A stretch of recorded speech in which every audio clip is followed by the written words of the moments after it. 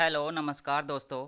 मैं अमित गोस्वामी आप सभी का हमारे यूट्यूब चैनल पर स्वागत करता हूँ। रेलवे एनटीपीसी 2025 5 जून का जो तीसरी शिफ्ट का आपका एग्ज़ाम हुआ है उसके कुछ क्वेश्चंस को हम यहाँ पर देखेंगे। अगर आप एग्ज़ाम दे करके आए हो तो बाकी बचे कुछ क्वेश्चन जो भी आपकी मेमोरी में सेव है वो आप कमेंट करके बता सकते हो। और एग्ज़ाम में आपका प्रीवियस ईयर क्वेश्चन ज़्यादा पूछे जा रहे हैं, स्टैटिक जीके है, तो ये सारे आपके जीके वगैरह के क्वेश्चन आपके एग्ज़ाम में आ रहे हैं। तो आपके एग्ज़ाम में पूछा गया था एकलव्य मॉडल, इसकी स्थापना ये किस वर्ष में हुई थी?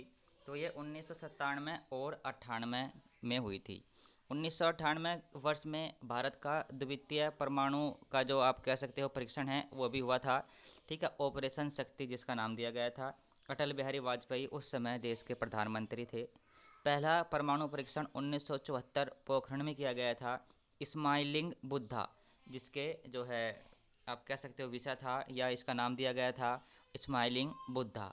और उस समय जो पीएम थे वो थे श्रीमती इंदिरा गांधी। अगला क्वेश्चन है पीएम मोदी ने किस देश की यात्रा 17 वर्षों के बाद की? तो इसको आप थोड़ा सा करेक्ट कर लीजिए, ये नामीबिया नहीं नाइजीरिया है। तो नाइजीरिया देश की यात्रा 17 वर्षों के बाद की गई है पीएम मोदी जी के द्वारा। अगला प्रश्न है रेल बजट किस वर्ष आम बजट में शामिल कर लिया गया? ये किया गया है 2017 में। भारतीय राष्ट्रीय कांग्रेस की स्थापना किसने की थी? तो ए ओ ह्यूम के द्वारा 28 दिसंबर 1885 में की गई थी। ए ओ ह्यूम के द्वारा। एग्जाम में आपके बहुत बार पूछा जाता है सबसे ज़्यादा अध्यक्षता किसके द्वारा की गई थी? जितने भी ये कांग्रेस के अधिवेशन होते थे सबसे ज़्यादा बार अध्यक्षता किसके द्वारा की गई? तो वो नाम आप कमेंट करके ज़रूर बताइएगा।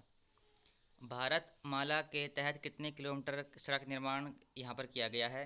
तो कुछ बता रही है ये 34,800 का इसका चरण रहेगा, लेकिन ऑप्शन में तो 1,000, 2,000, 3,000, 4,000 इस तरह से ही करके था।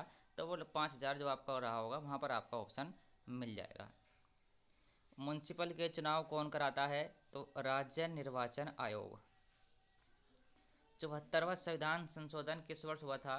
तो 74वां संविधान संशोधन 1992 में जो हुई है ये काफ़ी इंपॉर्टेंट है आपके हर एग्जाम में। लगभग हर एग्जाम में तो पूछा जाता है, हर शिफ्ट के तो नहीं कह सकते, लेकिन हर एग्जाम में डेली बेसिस पर ये आपके पूछ लिया जाता है। पेट की एसिडिटी कम करने का जो घरेलू उपाय है वो है बेकिंग सोडा। बेकिंग सोडा आप खाओ क्योंकि एसिडिटी मतलब एसिड है, और बेकिंग सोडा यह है क्षारीय प्रकृति का होता है NaHCO3। इसको खाने का सोडा भी बोला जाता है। किस वर्ष को ग्रेट डिक्लाइन कहा गया है? तो वर्ष अगर पूछा जाए तो 1921 है, और अगर शताब्दी या कोई समय अंतराल पूछ लिया जाए 1911 से 1921 है। क्योंकि इस वर्ष हुआ क्या था, भारत की जो वृद्धि दर थी वो निगेटिव या बहुत ही कम यहाँ पर हुई थी, क्योंकि काफ़ी सारी दिक्कतें आई थी 1911 से 1921 में। प्रथम विश्व युद्ध भी था, कुछ बीमारियाँ भी हुई थी, तो बहुत सारे लोगों की मृत्यु हो गई थी। तो जो वृद्धि दर है वो काफ़ी कम या निगेटिव आप मान सकते हो। 2011 में जो हुई है इसमें एक राज्य है नागालैंड, इसकी जनसंख्या वृद्धि दर माइनस में है, यानी कि लोग पैदा ही नहीं हुए। यानी कि अगर 2001 में नागालैंड की जनसंख्या 100 थी तो 2011 में 90, 95 इस तरह से मिली है, यानी कि कम ही हुई है। चंद्रगुप्त मौर्य के बाद कौन सम्राट बना है? बिंदुसार। वित्त वर्ष 2023-24 में कुल गरीबी दर क्या थी? तो 4 से 4.5। सौर वृक्ष कहाँ पाए जाते हैं? तो ये पाए जाते हैं सौर वृक्ष माउंटेन सदाबहार वन में। ठीक है, ऑप्शन में इस तरह से नहीं बताया जा रहा है, बताया जा रहा है कि ऐसे ऑप्शन था कि ये आपका डेल्टा वन या सह्याद्री वन, पश्चिमी घाट, ये इस तरह से ऑप्शन थे। तो जो आपका सह्याद्री है या पश्चिमी घाट है वहाँ पर ये मिलते हैं ज़्यादातर सौर वृक्ष। तो ये कुछ प्रश्न थे जो आपके एग्जाम में पूछे गए हैं। बाकी आप एग्जाम दे करके आए हो तो और प्रश्नों को आप कमेंट कर सकते हो। Thank you.